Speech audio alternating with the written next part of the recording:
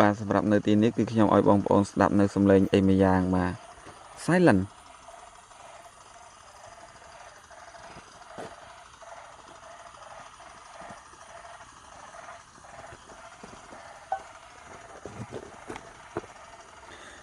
អស់ស្លាមកតែ បងប្អូនមានលើសំឡេងហ្នឹងទេសំឡេងហ្នឹងគឺជាសំឡេងសัตว์កង្កែបយំ